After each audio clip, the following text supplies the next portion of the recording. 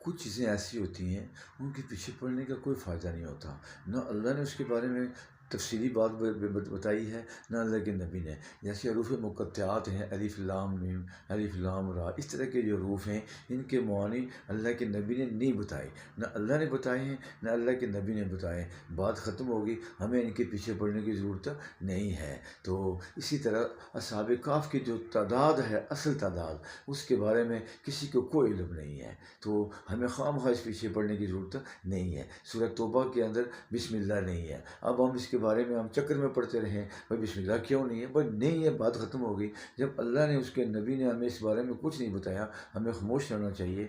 तो क़यामत कब आएगी, किसी को इल्म नहीं है। जब अल्लाह के नबी ने इस बारे में नहीं बताया, तो हमें खामोश रहना चाहिए। तो कुछ चीज़ों में लोग वैसे पड़े होते हैं, वैसे पड़े होते हैं लोगों को गुमराह करने के लिए।